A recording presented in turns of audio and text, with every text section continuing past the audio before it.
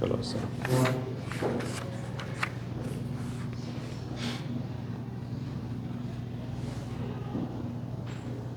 नमो अरिहन्ताणं नमो सिद्धाणं नमो आयिर्याणं नमो उवज्झायाणं नमो लोये सर्वसाहूणं मोक्षमार्गस्य नेतारं वेतारं कर्मभूभृतां ज्ञातारं विश्वतत्त्वानां वन्दे तद्गुणलब्धये।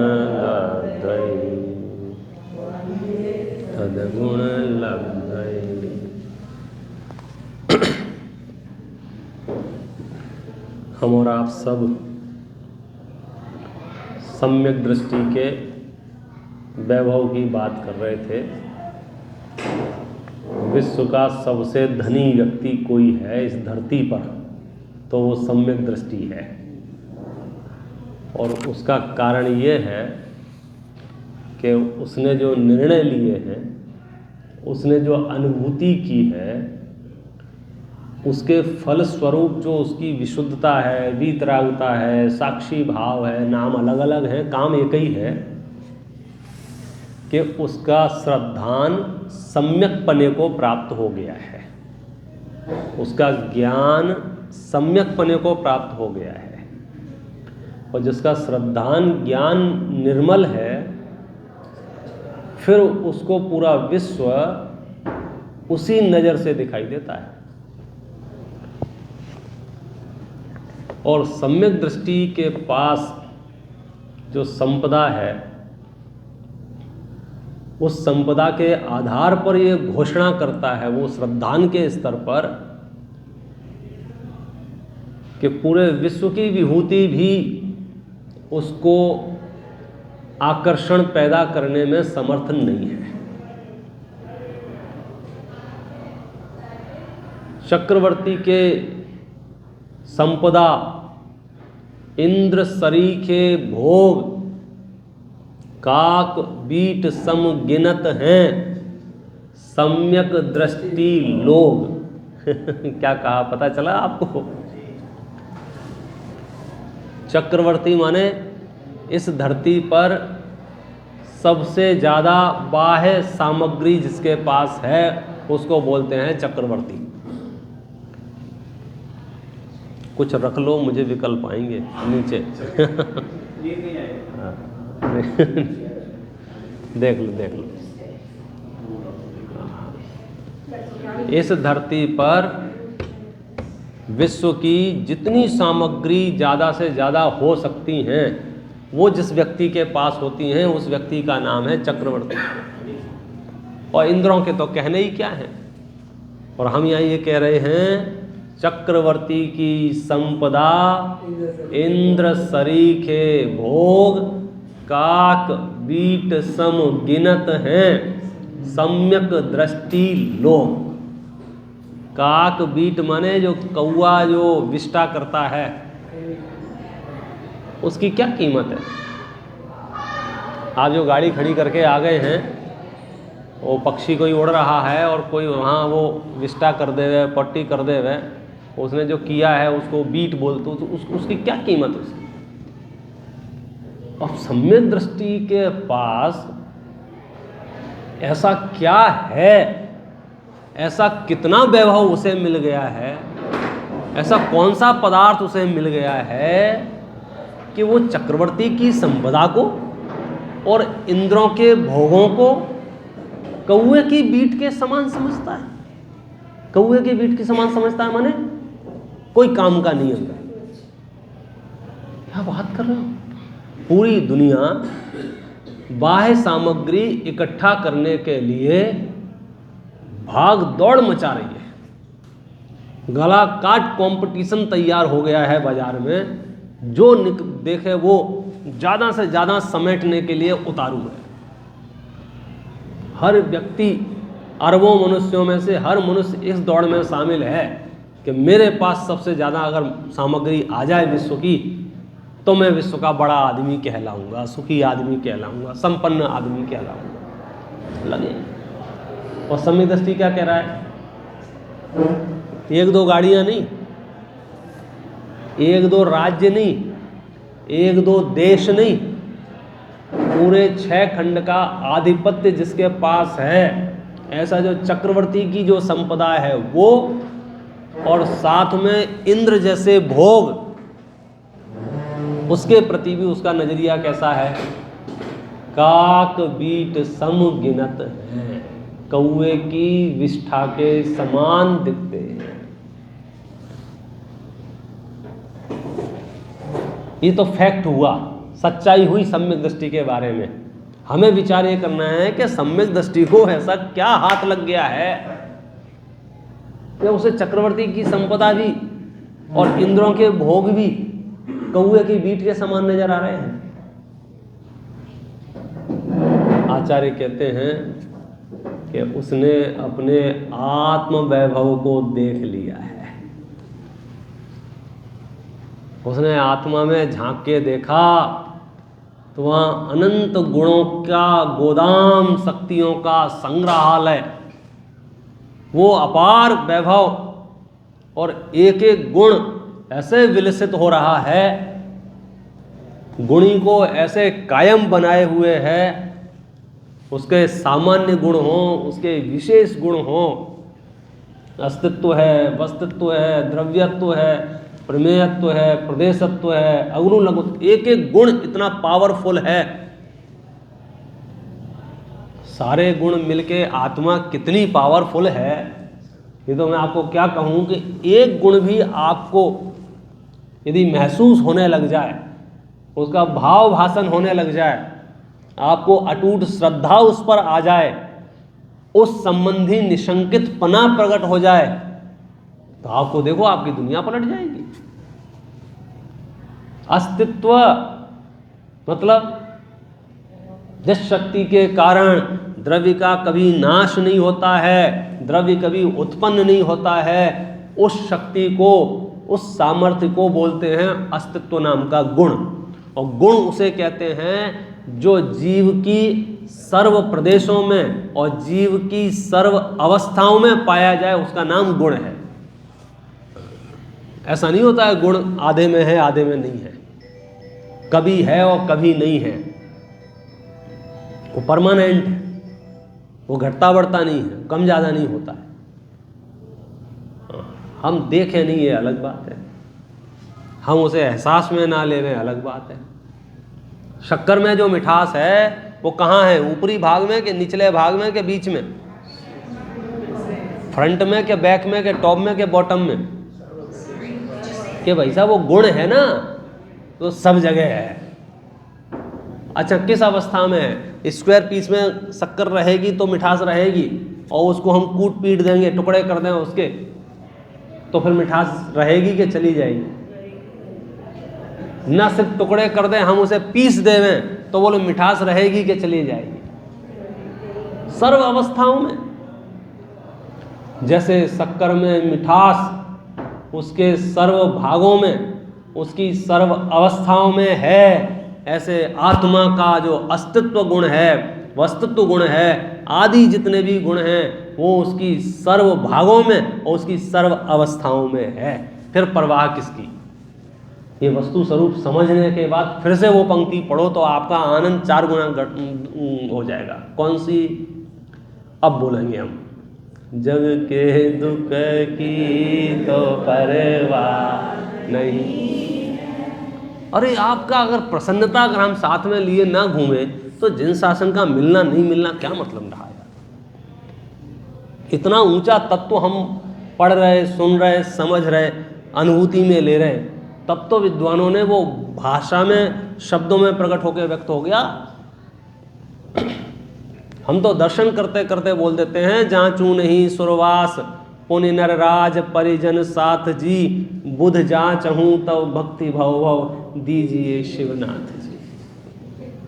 मुझे नहीं चाहिए राजाओं बनना, चक्रवर्ती बनना मुझे नहीं चाहिए। दर्शनम देव देवस्य वाला पाठ पढ़ते हैं तो उसमें वो पंक्ति आती है ना, कि मैं जैन धर्म के बिना चक्रवर्ती भी नहीं होना चाहता हूँ, और जैन धर्म से दरिद्री भी अगर हो गया तो मुझे वो दरिद्रीपना स्वीकार है। आप देखो, पॉइंट ये नहीं है कि ये सब तो मैं सच्चाई बता रहा हूँ, पॉइंट ये है कि ऐसा सम्यक दृष्टि को क्या मिल गया है जिसके बल पर, जिसके आश्रय से वो 3 लोग के राज्य को ठुकरा देता है। नहीं चाहिए बोले। हम यहाँ 2 फुट जमीन पे प्राण दे देवे और सम्यक दृष्टि कह रहा है कि 6 खंड में हमें नहीं चाहिए, ले जाओगे। हम यहाँ मंच पे नाम आया कि नहीं आया, पहले आया कि बाद में आया, कम आया कि ज़्यादा आया, आप समझे, दिमाग फाड़ ले में अपना और सामने वाले का। और सम्यक दृष्टि क्या कह रहा है, पूरे विश्व में मुझे कोई भटेके भावना पूछे तो भी वह अनंत आनंद का वेदन करता है।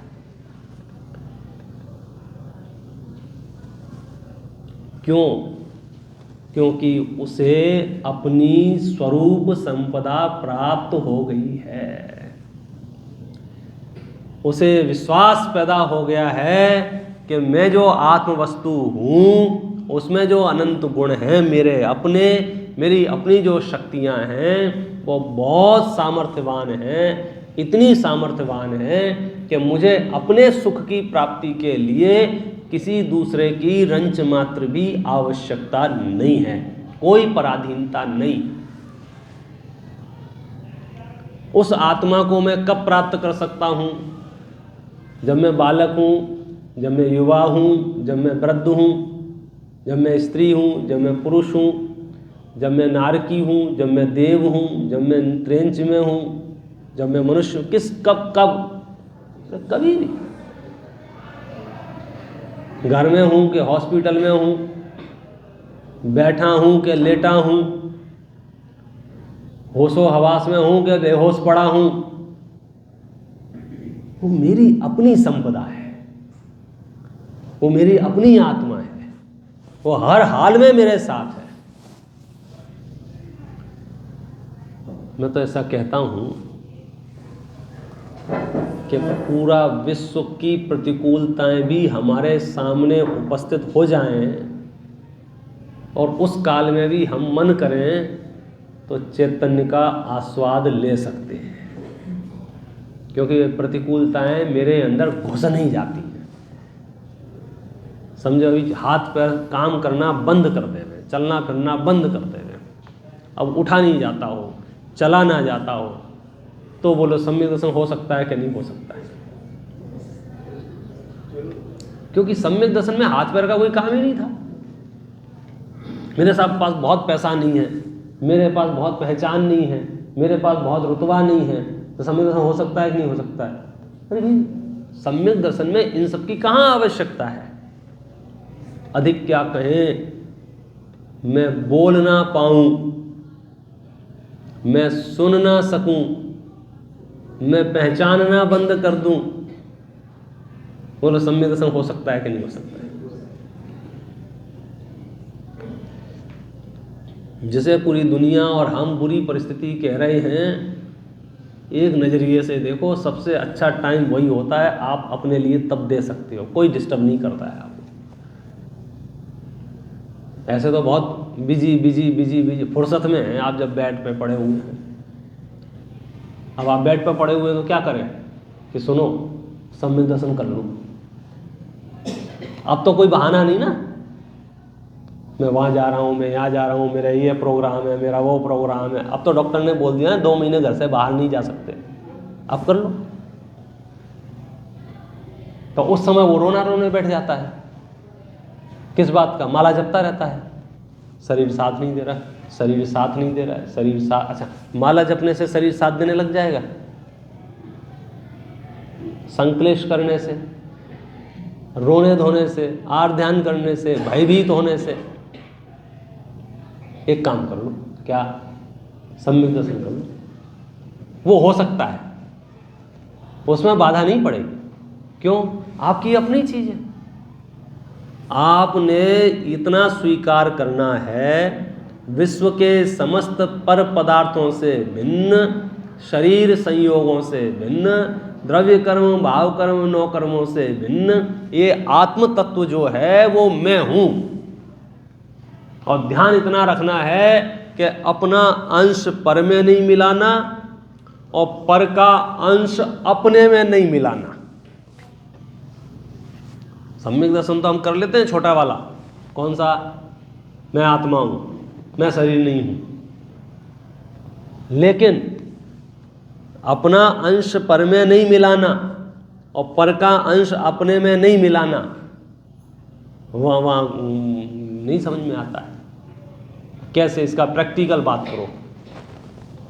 प्रैक्टिकल बात ये है, मकान दुकान रुपया पैसा सोना चांदी ये तो मैं हूँ ही नहीं, या ये तो मेरे हैं ही नहीं, इसमें तो अपना कर्तव्य तो लागू पड़ता नहीं है। शरीर के सब शरीर भी मैं नहीं हूँ। अब उससे और आगे बात करो कि ये जो आवाज़ निकल रही है, ये जो बोल रहा हूँ मैं, वो कौन बोल रहा है?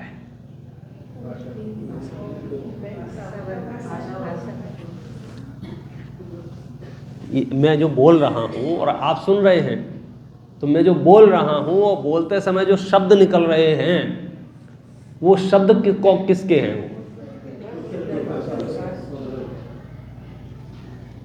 तो अगर वो शब्द निकलना बंद हो जाए तो मेरी सत्ता एज इट इज रहेगी या उसमें कुछ परिवर्तन आ जाएगा?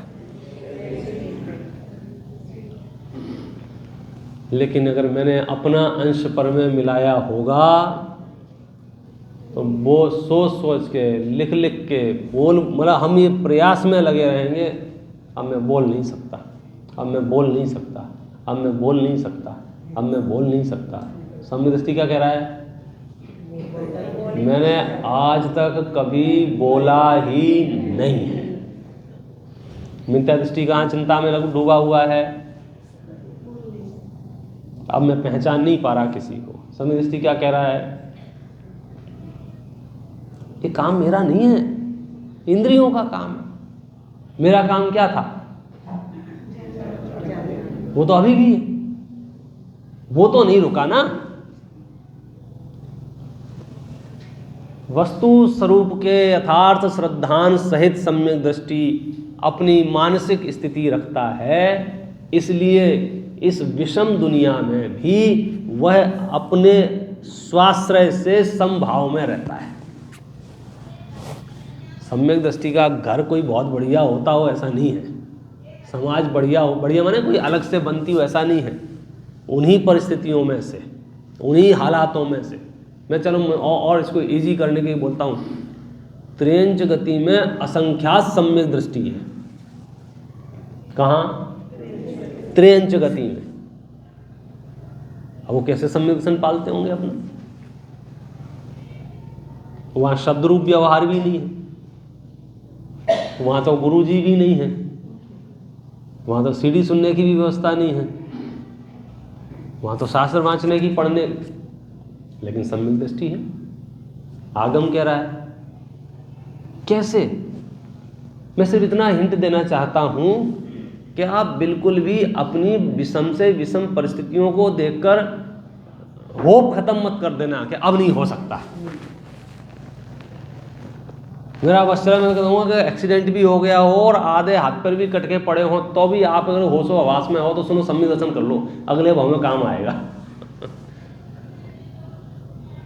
क्योंकि वहाँ तो अब हम कुछ कर नहीं सकते, वो तो जब रेस्क्यू ऑपरेशन जब होगा और योग आयु होगी तो टाइम पे पहुँच जाएंगे, आयु नहीं होगी तो टाइम पे नहीं पहुँचेंगे। वो सारी परिस्थितियाँ जो हैं वो तो कर्माधीन हैं। एक काम कर सकते हो, कौन सा? भेद विज्ञान करना। अब दूसरा पॉइंट ये है कि भेद विज्ञान करने के लिए मरने का इंतजार करोगे क्या कि तभी करेंगे? अभी कर लो। जब इतनी विषम परिस्थितियों में हो सकता है तो अभी तो सबसे बढ़िया वातावरण, तो अभी कर लो। तो अभी कब करेंगे? अपनी बात तो सही कर रहे हो, ये साल देख लेंगे। ये साल नहीं, अब घर जाके विचार करूंगा। अरे घर जाके क्या विचार करोगे? शरीर आदि पर पदार्थ भिन्न वस्तु हैं, आत्मा भिन्न वस्तु है, इस बात को यहाँ स्वीकारने में क्या प्रॉब्लम है ये बताओ। कोई एरर आ रहा हो तो अपन उसको एरर को क्लियर कर लेते हैं। पुद्गल रूप में नहीं हूं और मैं पुद्गल रूप नहीं हूं, इतना सा काम है। पर्पज ध्यान रखना, उद्देश्य ध्यान रखना कि हम सम्यक दर्शन करना क्यों चाहते हैं, हम सम्यक दृष्टि बनना क्यों चाहते हैं, हम यथार्थ वस्तु का निर्णय करना क्यों चाहते हैं। क्योंकि उसके बिना इष्ट अनिष्टपना, राग द्वेषपना रुकता नहीं है, और राग द्वेषपना नहीं रुकता है तो कर्म बंधन नहीं रुकता है। और मैं कर्म बंधन रोकना चाहता हूँ। कर्म बंधन नहीं रोकेगा तो आत्मा संसार में डूब भारी बनी रहेगी, और भारी बनी रहेगी तो संसार में रहेगी। आत्मा हल्की हो जाएगी तो आत्मा उड़ के सिद्धशिला में पहुंच जाएगी। तो कर्म बंधन में रोकना चाहता हूँ। कर्म बंधन कब रोकेगा? जब इष्ट अनिष्टपना रोकेगा। और इष्ट अनिष्टपना कब रोकेगा? जब वस्तु स्वरूप का यथार्थ श्रद्धान होगा। पता है टोडरमल जी किस भाषा में बात कर रहे हैं? मैंने पढ़ा, वो पंक्ति ऐसे गूंज रही थी कानों में, मतलब आंखों में तैरती रहती है। एक जगह वो लिखते हैं, तुझे ये कहता है आत्म तत्व भला है, बाकी के तत्व बुरे हैं, यह भी एक तरह का राग द्वेष है। माथा कूट लिया, मैं बताओ। पंक्ति में फिर से बोल देता हूँ। अब पढ़ लिख गए ना, हम जान लिए, क्षेत्र भी समझ लिए, सात तत्व समझ लिए, तो हमने क्या निर्णय लिया? आत्मा भली है, बाकी सारे तत्व बुरे हैं। टोडरमल जी कह रहे हैं ये भी एक राग द्वेष है। तूने किसी को भला और किसी को बुरा माने इष्ट अनिष्ट माने कर्म बंधन। तूने आप ही तो कह रहे थे अलग अलग, तो अलग अलग हैं, एक अच्छा और एक बुरा, ये कहां से लाए तुम? और चक्कर है कि जो जो चीज अपने पाले में आ रही है ना वो हमें बढ़िया लगती है, और जो चीज अपने पाले में नहीं हो वो सब बेकार है। सम्यक दृष्टि की वैभव की बात चल रही है, उसके नजरिए की बात कर रहे हैं, तो हम हर बिंदु पर विचार करने की कोशिश कर रहे हैं। पहले सेशन में अपने व्यवहारिक बात की, और अब हम उसके अंतर वैभव की बात कर रहे हैं कि वो इतना भी उन्हें राग द्वेष बर्दाश्त नहीं है। किसी ने अच्छा किया बुरा किया ये सब बहुत वैसी स्थूल बातें हो गई। ये कह रहे इतना भी राग द्वेष नहीं चाहिए। कितना? आत्म तत्व भला है, पर द्रव्य बुरे हैं, सम्यक दृष्टि ऐसा नहीं जानता है। तो दोनों को समान जानता है। हाँ, लेकिन ध्यान रखना, क्या आपको आप रूप जानता है और पर को पर रूप जानता है। मिथ्या दृष्टि की कमजोरी क्या है? आपको पर रूप जानता है, पर को आप रूप जानता है। सम्यक दृष्टि क्या कह रहा है? आपको आप रूप जानता है, पर को पर रूप जानता है। विश्व का सबसे सरल काम है सम्यक दर्शन। क्यों? क्योंकि उसमें तुम्हें कुछ करना ही नहीं, जो है। जैसे अपन ने बात की थी ना, अग्नि गर्म है, पानी ठंडा है, जान लिया आपने। अब अग्नि को गर्म बनाए रखना है, क्या करना पड़ता है? अग्नि को गर्म बनाने के लिए क्या करना पड़ता है?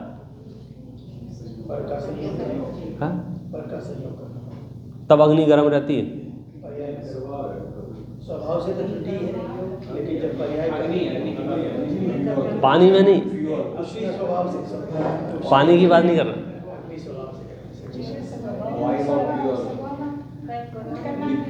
कहीं करवानो नहीं, स्कोप नहीं है, जगह नहीं है वहां कुछ करने की। आचार्य कह रहे हैं आत्मा ज्ञानम स्वयं ज्ञानम ज्ञानात् अन्यत् करोति किम। हम जबरदस्ती कुछ का कुछ कल्पना करके बैठ जाएं, ये अलग बात है। वस्तु स्थिति की बात करो। हम कुछ अपने सोच लें मन में अग्नि के बारे में, जैसे वो पतंगा अपने मन में सोच लेता है अग्नि ठंडी होती है और घुस जाता है। झुलस जाता है, हाथ पैर टूट जाते हैं, पंख फट जाते हैं, वो फिर अलग विषय है। लेकिन वो घुस जाता है। क्यों घुस जाता है? उसने सोच लिया अग्नि ठंडी होती है, तो उसके सोचने से अग्नि ठंडी हुई क्या नहीं हुई? नहीं हुई। तो हम अपने दिमाग से वस्तु स्वरूप कुछ कल्पना कर ले हुए तो अलग बात है। यदि यथार्थ वस्तु के स्वरूप का श्रद्धान करेंगे तो क्या होगा? तो फिर आप वहां पहुंच सकते हो। कहां? चक्रवर्ती की संपदा, इंद्र सरीखे भोग, काक बीट सम गिनत हैं, सम्यक दृष्टि लो। अपने आप को सम्यक दृष्टियों में शामिल कर लो। आत्म वैभव के आश्रय से पर द्रव्य के समस्त प्रकार का आकर्षण छूट जाता है। विश्व की कोई वस्तु, विश्व का कोई पदार्थ आकर्षण पैदा करने में समर्थ नहीं है। किसको? उस सम्यक दृष्टि को जिसने अपनी आत्मा का वैभव देख लिया है। और आत्मा का वैभव नहीं अंदाजा हो, उसका आपको श्रद्धा ना हो, ज्ञान ना हो, तो आपको आफत लगेगी। बहुतों को इस समझने में सालों साल लग सकते हैं कि अनंत भगवान जो पद्मासन मुद्रा में बैठे हुए हैं, ये दिन भर करते क्या हैं? क्या करते हैं? चलो दिन भर तो ठीक है, रात भर क्या करते हैं? फिर चलो एक दिन एक रात तो ठीक है, अगले दिन फिर क्या करते हैं? और उसके अगले दिन साल भर। चलो एक साल तो ठीक है, 2 साल, 5 साल, 10 साल, या फिर शादी अनंत काल तक क्या करते हैं? है किसी को आइडिया?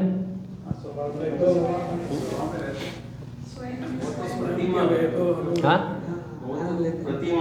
हाँ, ये पॉइंट पकड़ा भाई साहब, वो तो प्रतिमा है।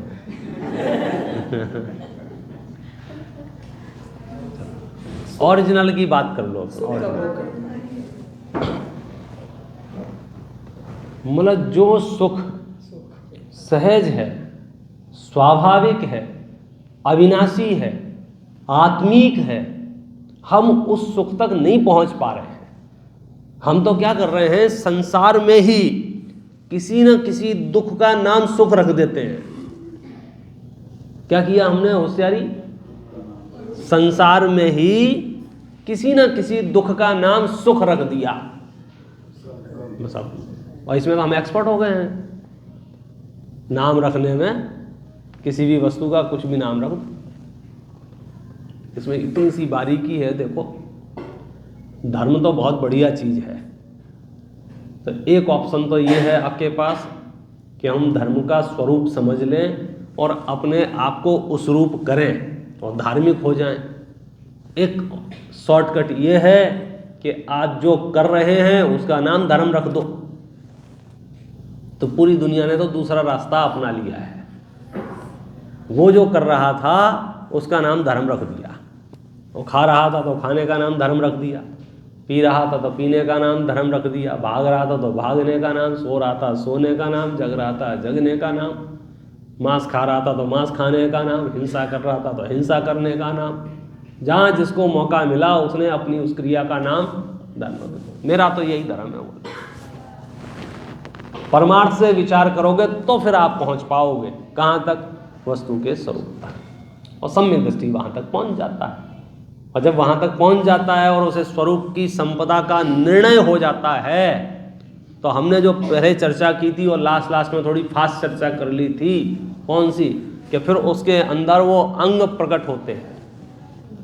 वृक्ष में जैसे शाखाएं निकलती हैं, ऐसे उसके अंदर अंग प्रकट होते हैं।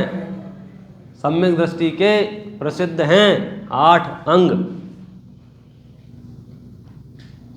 अष्टपाहुड़ ग्रंथ है, अष्टपाहुड़ ग्रंथ कुंद आचार्य देव का है। वहाँ ये बताया है चारित्र के प्रकरण में। वैभव जो है ना, वो चारित्र स्वरूप होता है। और सम्यक दृष्टि के पास चारित्र होता है कि नहीं होता है, कभी कभी इस विषय में यदि संदेह किसी को हो तो मैं आगम प्रमाण से बात करता हूँ। कुंद आचार्य ने अष्टपाहुड़ में चारित्र के 2 भेद किए। कौन से 2 भेद किए? एक सम्यक्त्वाचरण चारित्र और एक संयमाचरण चारित्र। मैं फिर से बोल देता हूं। पहला सम्यक्त्व के साथ आचरण शब्द लगा दिया तो बन गया सम्यक्त्वाचरण चारित्र। दूसरा संयमाचरण चारित्र। दूसरा क्या भेद किया उसका? संयम। संयमाचरण के 2 भेद किए, देश संयमाचरण चारित्र और सकल संयमाचरण चारित्र। पहला भेद कौन सा किया? देश संयमाचरण चारित्र। क्या भेद किया? दूसरा भेद किया सकल संयमाचरण चारित्र। कौन सा? मुनिराजों के पास, साधुओं के पास, संतों के पास जो चारित्र है वो सकल चारित्र है। पंचम गुण स्थानवर्ती श्रावक के पास जो चारित्र है वो देश चारित्र है। अब बात आई कि सम्यक दृष्टि के पास चारित्र है क्या नहीं है? तो कुंद आचार्य हाँ है, उसका नाम है सम्यक्त्वाचरण चारित्र।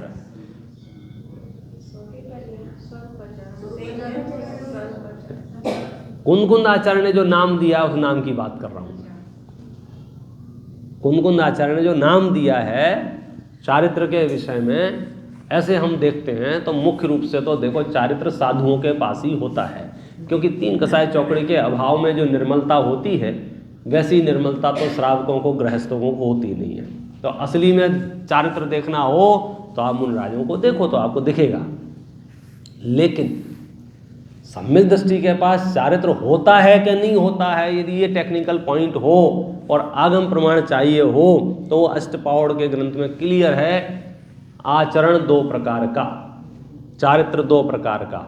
एक का नाम है सम्यक्त्वाचरण चारित्र और एक का नाम है संयमाचरण चारित्र। संयमाचरण के 2 भेद हैं। एक पंचम गुण स्थान की अपेक्षा से देश संयम, अणुव्रत जहाँ है, गुणव्रत जहाँ है, शिक्षा व्रत जहाँ है, श्रावक के 12 व्रत जहाँ हैं, और चारित्र जो है सकल चारित्र वो 28 मूल गुण रूप है, वो मुनिराजों के हिसाब से है। अब कौन रह गया? कि सम्यक दृष्टि रह गया। तो सम्यक दृष्टि का कोई चारित्र होता है कि नहीं होता है? हाँ होता है, उसका नाम है सम्यक्त्वाचरण चारित्र। फिर प्रश्न उत्पन्न हुआ कि सकल चारित्र में क्या होता है? अंदर में तो 3 कसाय चौकड़ी का अभाव होता है, बाहर में क्या होता है जिससे चारित्र नाम पाए? बाहर में 28 मूल गुण होते हैं, 5 महाव्रत होते हैं, 5 समितियां होती हैं, 5 इंद्रिय विजय होते हैं, 6 आवश्यक होते हैं, 7 शेष गुण होते हैं। देश संयम में क्या होता है जिससे संयम नाम पाए? 12 प्रकार के व्रत होते हैं, 5 अणुव्रत होते हैं, 3 गुणव्रत होते हैं, 4 शिक्षा व्रत होते हैं, जिनका विस्तार रत्नगण श्रावकाचार्य में किया गया है। ये तो हो गया मामला उनका। अब सम्यक दृष्टि के पास आचरण करने के लिए क्या होता है? क्या कुछ होता भी है कि नहीं होता है, या आचरण रहित होता है? होता है तो क्या होता है बताओ? 8 अंग हैं।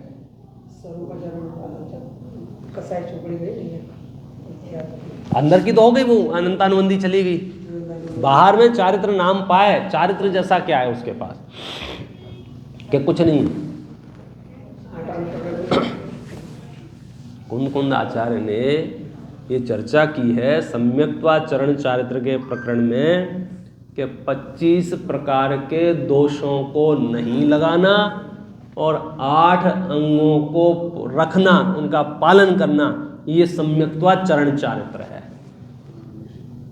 माने यदि आप सम्यक दृष्टि हो और आचरण पालना चाहते हो, मतलब आचरण का एक आकर्षण अलग होता है ना, कि भाई हम कुछ तो करें तो जिनको आचरण भी पालना है तो पता तो लगा लो कि सम्यक दृष्टि का आचरण क्या होता है। तो ये जो अपन ने बात की थी ना पहले सेशन के लास्ट में थोड़ी थोड़ी, कौन सी? निशंकित, ये सम्यक दृष्टि का आचरण।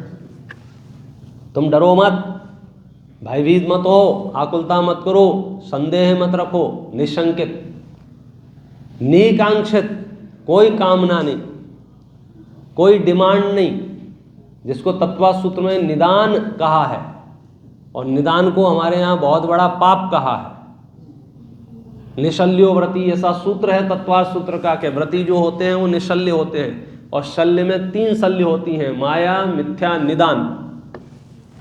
निदान माने मांगना, निकांक्षित। निर्विचिकित्सा ये सम्यक दृष्टि का आचरण है। अमूढ़ दृष्टि ये सम्यक दृष्टि का आचरण है। उपगूहन ये सम्यक दृष्टि का आचरण है। स्थितीकरण ये सम्यक दृष्टि का आचरण है। वात्सल्य ये सम्यक दृष्टि का आचरण है। प्रभावना ये सम्यक दृष्टि का काम आचरण है। हमें लग रहा है सम्यक दृष्टि के पास कुछ नहीं है करने के लिए, और आचार्य कह रहे हैं कि इतना है कि 1 मिनट की फुर्सत नहीं हो सकती। वो सावधानी रखता है कि मेरे श्रद्धान में 8 दोष ना लग जाएं, मुझे शंका उत्पन्न ना हो जाए, मुझे कांक्षा उत्पन्न ना हो जाए, मुझे विचिकित्सा ना हो जाए, मेरे मूढ़ दृष्टि ना हो जाऊं, मैं उपगूहन की जगह अनुपगूहन वाला ना हो जाऊं। पता चले कि दोषी दोष कहने में मैं एक्सपर्ट हो गया हूं, जब देखो जहां देखो वहां। अस्थितीकरण नहीं होना चाहिए, अवात्सल्य नहीं होना चाहिए, अप्रभावना नहीं होना चाहिए, इसका ध्यान रखता है वो। सहज ही होगा ना, आचरण तो ध्यान रखता है। सम्यक दर्शन होगा तो सहज होगा, सम्यक दर्शन नहीं होगा तो होगा ही नहीं। बाकी तो फिर बचा कुचा है बीच का, कभी प्रदर्शन होगा, कभी नाम मात्र का होगा, कभी जिससे जितने प्रशस्त भाव होंगे उतना होगा। होगा तो सहज, लेकिन वो सहज क्या होगा ये सम्यक दृष्टि को पता तो होना चाहिए। एक होती है आकुलता पूर्वक कार्य, एक होता है निराकुलता पूर्वक कार्य। तो यदि सम्यक दृष्टि समझदार होते हैं उनके सर्व कार्य निराकुलता पूर्वक होते हैं। मिथ्या दृष्टि होता है, ना समझ होता है, उसके सर्व कार्य आकुलता पूर्वक होते हैं। कार्य ही नहीं होते हैं, वो खतरा है समाज के लिए। निशंकितपना है, निकांक्षितपना है, निर्विचिकित्सा है, अमूढ़ दृष्टि है, उपगूहन है, स्थितीकरण है, वात्सल्य है, ये प्रभावना है, ये हर गृहस्थ के अंग हैं। ये हर गृहस्थ की खूबसूरती है, हर गृहस्थ की क्वालिटी है ये, क्योंकि गृहस्थ माने सम्यक दृष्टि। अब मैं इसको देखो ऐसे इस फॉर्मेट को आपको और सरल करके समझाने की कोशिश करता हूं आपको। अंतरंग में जो कुछ भी होता है, जो कुछ भी, उसे हम भाव कहते हैं। बाहर में जो कुछ भी होता है उसे हम द्रव्य कहते हैं। ऐसे ही ना, द्रव्य हिंसा, भाव हिंसा, द्रव्य पूजा, भाव पूजा, हर जगह अपन ऐसा विभाजन करते हैं। तो अब बात चल रही है यहां मोक्ष मार्ग के प्रकरण में अंतर और बाह्य की संधि की। तो आचरण तो कब होता है कि जब सब सम्यक दर्शन होता है तब आचरण होता है। तो 2-3 कॉन्सेप्ट में क्लियर करना चाहूंगा इस सभा में। पहली बात, सम्यक दर्शन नहीं है कदाचित करणानुयोग वाला, और परिस्थिति और ताकत सहनन ऐसा है कि मैं निर्दोष आचरण पाल सकता हूं, तो मैं व्रतादि अंगीकार कर सकता हूं कि नहीं कर सकता हूं शास्त्र के अनुसार। राजमार्ग तो यही है कि पहले आप सम्यक दृष्टि हो, फिर व्रतादि अंगीकार करें और मोक्ष में जाएं। अब थोड़ा सा अपन और चर्चा कर रहे हैं उसको कि कदाचित सम्यक दर्शन ना भी हो। कौन सा वाला? आत्मानुभूति वाला, दर्शन मोह के क्षयोपशम वाला। व्यवहार सम्यक दर्शन तो होगा ही, क्योंकि व्यवहार सम्यक दर्शन भी नहीं होगा तो मिथ्या दृष्टि तो व्रतों की बात ही नहीं करेगा, ग्रंथ की बात ही नहीं करेगा, शास्त्र की बात ही नहीं करेगा। मगर इतना आस्थावान तो है वो कि मेरे देव जो मुझे रास्ता बता रहे हैं ये रास्ता सर्वोत्कृष्ट है, तो वो अंगीकार करेगा कि नहीं करेगा? कि सब करेगा। तो अब उसमें विचार करें तो अपन एक हो गया द्रव्य लिंग, एक हो गया भाव लिंग। 2 लिंग हो गए ना, कौन कौन से? द्रव्य लिंग और भाव लिंग। और शास्त्रों में बहुत चर्चा इस बात की आई है कि जिनके पास भावलिंग नहीं है, अकेला द्रव्य लिंग है, वो किसी काम का नहीं है। पुण्य भाव होता है, उसके फल में स्वर्गादिक भी मिल जाता है, लेकिन उससे कोई काम होने जाने वाला नहीं है। काम तो अंदर में कषाय चौकड़ी का अभाव हुआ हो, भावलिंग हो तो होगा। ये तो हो गया एक यथार्थ वस्तु व्यवस्था की बात। अब थोड़ी प्रैक्टिकल बात जो है वो ये है क्या कि यदि हम ये विचार करें भावलिंग और द्रव्यलिंग में अवतार किसका पहले होता है, तो पता चलता है कि द्रव्यलिंग के योग्य भाव हों तो बाहर का वातावरण वैसा होता है, और बाहर का वातावरण वैसा होता है तो अंदर में फिर उस तरह की मानसिक परिस्थिति बन सकती है। इतना सहचारीपना है इनमें एक दूसरे में, तो इसलिए आचार्यों ने सीधे सीधे कह दिया कि देखो ये जो व्रतादि जो है ना, ये सम्यक दर्शन के पहले भी होते हैं, ये सम्यक दर्शन के साथ में भी होते हैं, ये सम्यक दर्शन के बाद भी होते हैं। काम तो सम्यक दर्शन से होगा, लेकिन सम्यक दर्शन नहीं था तुम्हारे पास, नहीं हो पा रहा था, और तुमने व्रतादि पाल लिए तो कोई अपराध नहीं कर दिया। और उसके लिए उदाहरण कितना सरल दिया। आप बस स्टॉप पे खड़े हैं, किसके लिए? बस आएगी, मैं उसमें बैठूंगा, अपनी मंजिल तक पहुंच जाऊंगा। अब समझो बस आने में 15 मिनट है। अब आपके दोस्त चॉइस है, या तो आप धूप में खड़े रहें, या सरकार ने जो थोड़ा खर्चा करके वो जो थोड़ा सा बनाया है बैठने के लिए, वहाँ जाके शांति से बैठे। तो समझदारी किस में है, धूप में खड़े रहने में या छाया में बैठने में? अच्छा, छाया में बैठने से मंजिल पर पहुंच जाएगा? नहीं साहब, मंजिल पर पहुंचने के लिए तो बस में बैठना पड़ेगा। लेकिन जब तक मंजिल पर पहुंचने की परिस्थिति नहीं बन रही है, बस नहीं आ रही है, तब तक क्या करे? तो समझदार होगा तो वो छाया में बैठेगा। तो ऐसे ही पुरुषार्थ तो मैं साहब सम्यक दर्शन का ही कर रहा हूं कि जब तक सम्यक दर्शन नहीं हो रहा है तब तक जितने व्रतादिक ले सकते हो उतने ले लो। क्यों? तुम छाया में बैठ जाओ। विषय कषायों की प्रवृत्ति में जो सम्यक दर्शन का पुरुषार्थ कर रहे हो, विषय कषायों से निवृत्ति ले लोगे तो वो पुरुषार्थ 4 गुना हो जाएगा। तो इसलिए आचार्यों ने व्रतादि के निषेध भी नहीं किया। लेकिन ध्यान रखना, सीढ़ी मंगाई थी छत पे जाने के लिए। कभी कभी सीढ़ी इतनी खूबसूरत होती है, ऐसा लगता है यही ठीक है। हाँ, वो 10 लक्षण के टाइम पे 6 उपवास किए थे, और समाज ने जो माला पहनाई और सम्मान जो किया स्टेज पे, उसके बाद दिमाग में बैठ गया ये सबसे बढ़िया है, हर साल मैं तो यही किया हूँ। साल भर फिर वो कुछ भी करे, और जैसे ही 10 लक्षण आते हैं वो मैदान में आ जाता है, मैं 10 करूँगा इस बार, मैं 15, जो भी है जिसकी। नहीं बोले, वो तो इसलिए कराया था ताकि तुझे अति पाप में ना चला जाए, अशुभ भाव से बचाने के लिए, अप्रशस्त परिणामों से बचाने के लिए, संक्लेश रूप 4 गति में जो अति का जो आकुलता है उससे बचाने के लिए व्रतादिक की बात कही थी। और मैं इसको ऐसे पॉजिटिव ले रहे हैं कि आत्म साधना तो उसका अपना मुख्य उद्देश्य है, जिसको हम आत्मानुभूति कह रहे हैं, यथार्थ श्रद्धान कह रहे हैं। व्रतादि उसका वातावरण बनाते हैं। तो यदि 7वां गुण स्थान चाहिए हो आपको तो मुनि व्रत अंगीकार कर लो, और फिर आप साधना करो तो 7वां गुण स्थान, ऊपर के गुण स्थानों की संभावना है, क्योंकि बिना मुनि मुद्रा के वो गुण स्थान होता नहीं है।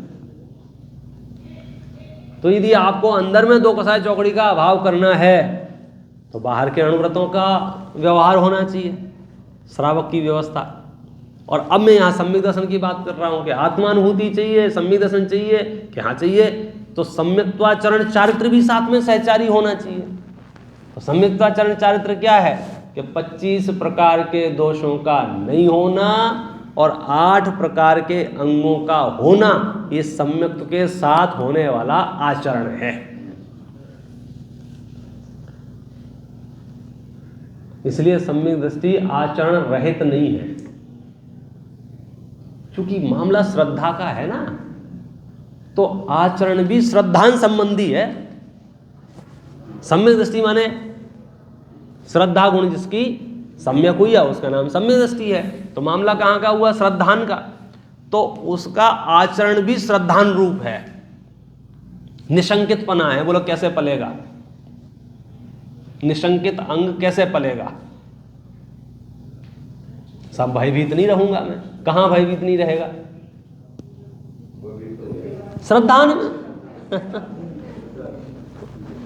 अपने अंदर, अपने मान्यता में, अपनी धारणा में कहां है ले दे के वो? श्रद्धान में। और श्रद्धान सम्यक ना हो तो यहां से वहां तक गमन करने में हालत खराब हो जाती है। हम बचपन में मंदिर जाते थे और रास्ते में एक बरगद का पेड़ मिलता था और किसी ने कह दिया था इस पेड़ पे भूत रहते हैं। सच्ची बात बता रहा हूं मैं। तो ऐसी छोटी मोटी घटनाएं आप लोगों के अलग अलग टाइप से हुई होंगी। तो बाकी तो ठीक है पूरा रास्ता, जैसे ही वो पेड़ आता था और वो जो थोड़ी सी जगह है, अब बोलो क्या स्थिति बनती थी? कहाँ बनती थी ये स्थिति? श्रद्धान में। बाहर तो दुनिया वैसी ही है, दूर से देखने वाले को कुछ फर्क नहीं पड़ रहा, वही पेड़ है, वो आदमी आ रहा है जा रहा है। लेकिन जैसे ही वहां पहुंचे तो हमको बताया था यहाँ तो फिर क्या करना? ऋणोकार मंत्र पढ़ना। तो अच्छा, हमारे में ऐसे भी दोस्त हो जिनको नहीं आता है, बोले तू उसका हाथ पकड़ ले। तो जिसको आता है वो मैन लीड करता है, 4 बच्चे हाथ पकड़ते हैं, निकल जाते हैं। तो वो जो डर था वो कहाँ था? और जब हम समझदार हुए, हमें पता चला था कि अरे ये तो सब हमको परेशान करने के लिए उसने बोल दिया था, ऐसा कुछ नहीं होता है। और अब डर चला गया। कहां से चला गया? तो सम्यक दृष्टि की दुनिया तो अंदर में बदल जाती है। बाहर से फोटो वैसे ही आएंगे जो पहले आते थे। उसकी वीडियो कैसेट में अंतर नहीं आएगी। वही चक्रवर्ती है, घोड़े पे बैठ के दौड़ रहा है, राज्य व्यवस्था देख रहा है, सिंहासन पे बैठ रहा है, चलो रे ऐसा, वो सब कार्यक्रम वही देखेंगे। लेकिन उसके श्रद्धान से पूछोगे, वहां वो कहेगा कि परमाणु मात्र भी मेरा नहीं है। वो निशंकितपना है, वो सम्यक दृष्टि का आचरण है। मतलब आप यदि आचरण में, बिहेव में भी सम्यक दर्शन लाना चाहते हो तो निशंकित रहो, भयभीत ना रहो, डरो मत। अब आपको कोई डरे कैसे नहीं? अभी सब कोई आदमी कोरोना वाले को देख भी लेता है तो उसको कोरोना होता है, और आप कह रहे हैं डरो मत।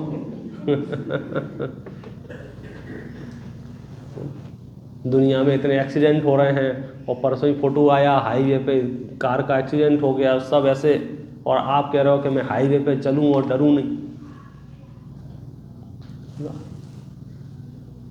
उसका आधार ढूंढना पड़ेगा आपको।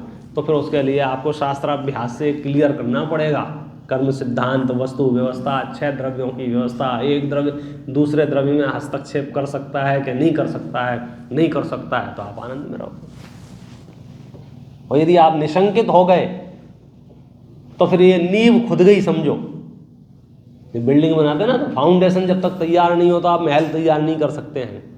तो निशंकितपना यदि आपके अंदर है तो फिर दूसरा अंग प्रकट होने की संभावना है। निशंकितपना नहीं होगा, हम निकांक्षित हो ही नहीं सकते।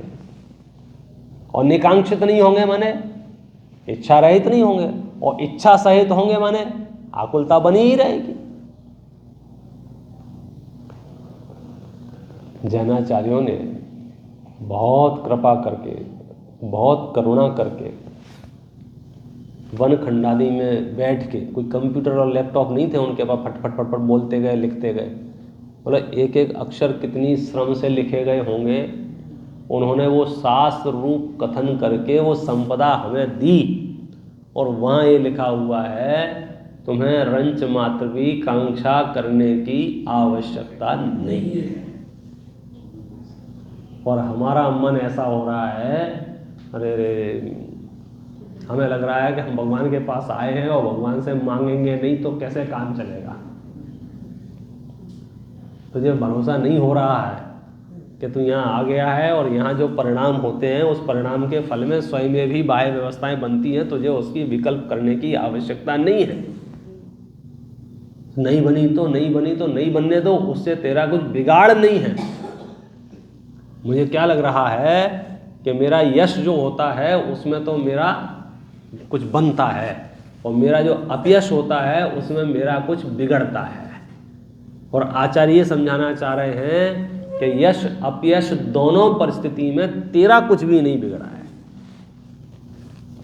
पूरी दुनिया में जिसकी बदनामी फैल जाए योगानुयोग की बात से फैल जाए, मेरा प्रश्न यह है, पूरी दुनिया में जिसकी बदनामी फैल चुकी है, क्या वह अपनी मोक्ष की यात्रा जारी रख सकता है कि नहीं रख सकता है? क्या उसे गिव अप करना पड़ेगा? जारी रख सकता है ना।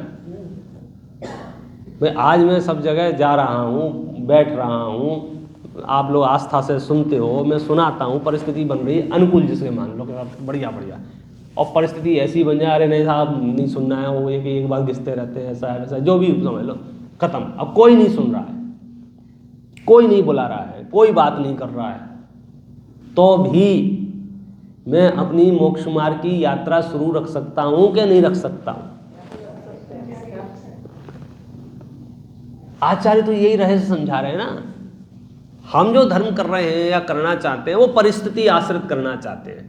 जब तक हरा हरा चल रहा है तब तक तो ठीक है, और थोड़े भी मेरे कषायों की पूर्ति ना हुई तो हम मैदान छोड़ने को तैयार हैं। यहाँ ये कह रहे हैं कि नहीं, कोई भी परिस्थिति हो तुम्हारी साधना में फर्क नहीं पड़ता है। हजारों प्रमाण हम आपको दे सकते हैं। 5 पांडव उसी भाव से मोक्ष जाने वाले हैं, पढ़ पढ़ के रह के याद आते हैं चित्त में। छायक सम्यक दृष्टि अर्जुन नगर में स्त्री का वेश बना के रहते हैं, मुंह छिपा के रहना पड़ रहा है। ऐसी विषम परिस्थिति बन गई है, झगड़े चालू हैं, फैमिली की प्रॉब्लम चालू हैं, मतलब सब टेंशन में हैं, और वो सब पता है आपको कहानियाँ। उसी भाव से मोक्ष जाने वाले जीव की भी ऐसी परिस्थिति हो सकती है कि उसे नगर में मुंह छिपा के रहना पड़े, और फिर भी उसका कर्म काटना नहीं रुक रहा है। मैं तो ये बताना चाह रहा हूँ। हमको क्या लग रहा है, अब तो हमारा बर्बाद हो गए। यहाँ क्या कह रहे हैं, यदि आप सम्यक दृष्टियों के नज़दीक होंगे या सम्यक दृष्टि होंगे तो बर्बादी नाम की कोई चीज़ ही नहीं होती, उदय नाम की चीज़ होती है। कभी वो पुण्य है, कभी वेदर है, कभी हवाएं ठंडी हैं, कभी हवाएं गर्म हैं, अच्छी और बुरी तो नहीं है ना। नहीं समझे? ये तो हमारी अपनी जेब से लगा है। हमें सर्दी जुकाम हो रहा है तो हम कह रहे हैं नहीं खराब खराब खराब, और जो एकदम फ्रेश है वो कह रहा है अरे मजा करो आओ, वो एक दूसरे पे स्नो फेंक रहा है, हमें वो आफत लग रही है। तो ये तो हमारी अपनी वो सोच उसमें मिला दी। बाहर तो क्या हो रहा था, कभी प्रकृति में अपने आप गर्म हवाएं चल रही थी, कभी ठंडी हवाएं चल रही थी, कभी बर्फ गिर रही थी। ये तो वेदर है। तो उस वेदर से हमारी विचारधारा में, हमारी सोच में, हमारे परिणामों में कोई फर्क आता है क्या? तो आचार्य कहते हैं ये पुण्य पाप का उदय जो है वो तो वेदर है, उससे तेरी सोच में, विचारधारा में, चिंतन में अंतर यदि आ रहा है तो मिथ्या दृष्टि है। 100 लोग गालियां दे दें तो भी घर जाके वैसे ही स्वाध्याय करूं जैसे रोज करता हूं, तो समझना कि अब तुम सम्यक दृष्टि होने की पात्रता वाले हो। और 3 दिन यदि खराब हो जाए तो बोले बहुत वीकनेस है यार, हमारे दिमाग में तो वही घूम रहा है, उन्होंने ये कह दिया, उन्होंने ये कह दिया, उन्होंने ये कह दिया। रास्ते में निकले, धूल उड़ रही थी, अचानक से आके कोई कीड़ा यहाँ बैठ गया तो क्या किया, यूं झड़ा दिया बस। तो बनी हुई प्रतिकूल परिस्थितियों के प्रति साम्य भाव उपजाने का तरीका क्या है कि पहले तुम व्यवस्था समझ लो उदय की, और उसकी बारीकी ये कि वो जो उदय है वो पाप का है कि पुण्य का है वो बाद की बात है, वो उदय तुम्हारे मोक्ष मार्ग में बाधा डालने में समर्थ नहीं है। जब कोई मेरी मोक्ष मार्ग में बाधा डालने को समर्थ नहीं है तो फिर मैं किससे दुश्मनी लूँ, किसे शत्रु मानूं, किसे मित्र मानूं? मतलब सम्यक दृष्टियों के संभाव के पीछे के जो लॉजिक है वो आप खोज लो। कौन सा लॉजिक है उसका? कि जब आपके गाली देने से मेरा मोक्ष मार्ग नहीं रुक रहा है तो मैं व्यर्थ में आपसे नाराज क्यों रहूं? मैं यदि मेरे मोक्ष मार्ग में बाधा पहुंचती तो निस्संदेह मेरी चिंता का विषय था, मैं फिर गिड़गिड़ाता और आपको सेटल करता मामले को। लेकिन अभी क्या है, छोड़ो। क्यों? कि उससे फर्क ही नहीं पड़ रहा है। मैं गाड़ी चला के निकाला, अचानक से 10-20 कुत्ते भौंक पड़े। अब बताओ क्या करूं? बताओ क्या, किस साइकोलॉजिस्ट के पास जाऊं, किस डॉक्टर से मिलूं? गाड़ी निकाला और अचानक से मोहल्ले में जो 8-10 कुत्ते थे वो एक साथ भौंक गए। क्या करूं बताओ? तो आप क्या सलाह दोगे? कि उनके भौंकने से तेरे मार्ग में, तेरे लक्ष्य में, तेरे उद्देश्य में, तेरी स्पीड में, तेरी चीजों में क्या फर्क पड़ा? कि कुछ नहीं, वो तो मैं कार के अंदर बैठा था, झंझट खत्म।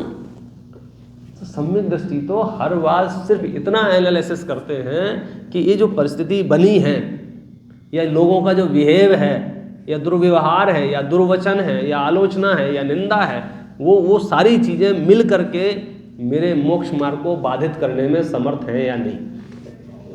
हाँ, वो मंदिर फंदिर में कोई पद फद मेरे पास होगा, वो बातें मेरे पद को छीनने में समर्थ होंगी। मेरे पास धनवन जो इकट्ठा मैंने कर रखा होगा, हो सकता है वो मेरा धन नष्ट हो जाए उन बातों से। जिन ने उधार दे रखा होगा वापस मांग ले जाएं, हो सकता है उन बातों से मेरी दूसरी सब चीज़ें हो जाएं। लेकिन मुद्दा ये है, मोक्ष मार्ग में कोई बाधा पहुंचेगी क्या? कि नहीं। तो मैं तो बस मोक्ष जाने के लिए मनुष्य पर्याय में आया था, कोई ताजमहल बनाने थोड़ी आया था जो नहीं बन पाया तो टेंशन लूं मैं। नहीं समझे? हमने अपने लक्ष्य बदल दिए। हर आदमी किला बनाने के लिए पैदा हुआ, ऐसा लग रहा है उसे कि सबसे बढ़िया से बढ़िया वो बड़ा से बड़ा मेरा बन जाए किला। अच्छा, फिर क्या करेगा? तो एक बार देख के आ जाए, जितने भी किले बने हैं ये 10-10, 20-20 मोटी दीवारें हैं। हम 3-4 कमरे का घर बनाते हैं तो लगभग 1-2 जिंदगी निकल जाती है आदमियों की, तब जाके। और वो किला बना होगा तो उसकी तो निपट गई होगी पूरी जिंदगी। और आज जाके देख लो उस किले में कौन रहता है? सांप, बिच्छू, छछूंदर, कुत्ते, बिल्ली। और सोच के तो ये बनाया था कि मैं रहूंगा, मेरे बच्चे रहेंगे, मेरी पीढ़ी रहेगी, फलाना रहेगा, ठिकाना रहेगा। और इतनी मोटी दीवारें बनाई कि हाथी सर मारे तो भी हाथी को लग जाए, दीवार को कुछ ना हो। आज भी सुरक्षित है वो खंडर, लेकिन एक पर्याय भी ढंग से नहीं रह पाया। तो बेवकूफ़ी का धंधा नहीं हो जाए हमसे बस मनुष्य पर्याय में, कि जो सामग्री हम बूंद बूंद करके इकट्ठा जोड़ रहे हैं, और जैसे ही तुम निकले और वो सामग्री का क्या होगा, कौन करेगा, क्या करेगा। तो सम्यक दृष्टि तो एकदम मानसिक रूप से उसने ट्रेन बदल ली है। और वो तो उस ट्रेन में बैठ गया है जिसका नाम समता रूपी ट्रेन है। वो देखता ही नहीं है उदय में क्या चल रहा है। बढ़िया और बुरा तो बाद की बात होगी, वो तो इतना जानता उदय चल रहा है। सब लोग तारीफ कर रहे थे, हाँ बोले उदय है। बोले लोग निंदा कर रहे थे, हाँ बोले उदय है। खत्म भाई। एक के नाम पुण्य का उदय है, एक के सामने पाप का उदय, और वो भी तुम अपनी जेब से लगा रहे हो पुण्य पाप। तो उदय है, जैसा बांधा था वैसा है। तुम खूब उल्टे उल्टे काम करो, यश प्रकृति का उदय हो तो वाह भाई वाह, वाह भाई वाह, वाह भाई वाह चलेगी। और तुम बढ़िया से बढ़िया काम करो, अपयश प्रकृति का हो तो सब निंदा करेंगे। तो क्या करें हम कि हम प्रकृतियों की ओर देख ही क्यों रहे हैं? मेरा जन्म यश समेटने के लिए नहीं हुआ है, मेरा जन्म धन वैभव पैदा करने के लिए नहीं हुआ है, मेरा जन्म बाह्य सामग्री इकट्ठा करने के लिए नहीं हुआ है, मेरा जन्म तो मोक्ष जाने के लिए हुआ है। और उसमें कोई बाधा बनेगा तो मैं विचार करूंगा, और उसमें जब तक कोई बाधा नहीं बन रहा है तब तक कोई समस्या नहीं है। तब तो मैं, आप इतिहास के पन्ने पलटे ना, गुरुदेव श्री के जीवन के चरित्र जब हम पढ़ते हैं, बहुत विरोध कर रहे हैं लोग। हाँ, सब सुन लिया हमने, अच्छा विरोध कर रहे हैं। वैसा बोले काले झंडे भी दिखाए 1-2 जगह। अच्छा ठीक है, गुरुदेव को जाके फोटो दिखाए, ऐसा हो रहा है बाहर। अच्छा कोई बात नहीं, भूले हुए भगवान है। मेरे को गुस्सा क्यों नहीं आ रही गुरुदेव श्री को, नाराजगी क्यों नहीं आ रही?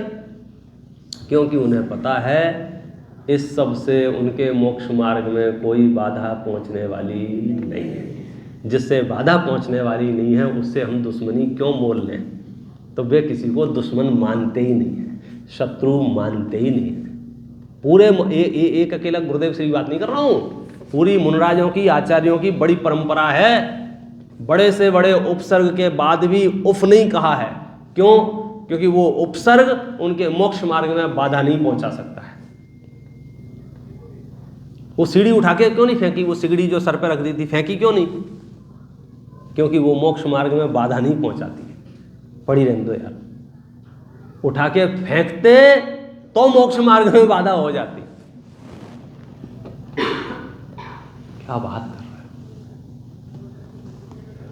सम्यक दृष्टि के वैभव को देखेंगे ना, अलग दुनिया में रहता है। वो मिथ्या दृष्टि तुलना करता है मिथ्या दृष्टियों से। उनकी इज्जत, बेइज्जती, सो उदय, पैसा, सब वहाँ कह रहे हैं। जब शुरू में ही कह दिया ना, फिर से दोहरा के कितनी बार भी कहो, समरी वही है। चक्रवर्ती की संपदा, इंद्र सरीखे भोग, काक बीट समगिनत हैं, सम्यक दृष्टि लोग। जिस वैभव को देख के तुम्हारी लार टपकती है ना, उस वैभव को तो वो टट्टी बोल रहे हैं, विष्टा है वो, और वो भी कौए की। वो गाय वाय की हो तो थोड़ी बहुत काम में भी आ जाए, आप समझे ना, लीपने के काम में आ जाए, ईंधन बनाने के काम में आ जाए, कंडा बन जाए, उससे मतलब झोंपड़ी बन जाए। देखो एक्सपर्ट लोग बैठे हुए हैं। लेकिन कौए का विष्टा क्या काम आएगी? इतना निरर्थक समझते हैं, तब जाके वो साम्य भाव में रहते हैं। फिर उन्हें वो अपने आत्म वैभव दिखता है और उसका आनंद लेते हैं।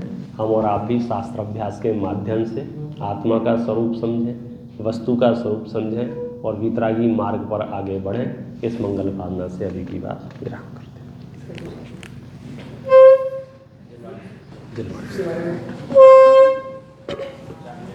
हे जिनवाणी भारती तो ही जपो दिन जैन, जो तेरी शरणा गए सो पावे सुख चैन। जावाणी के ज्ञान ते सूझे लो कालो, सो वाणी मस्तक नमु सदा देत दो।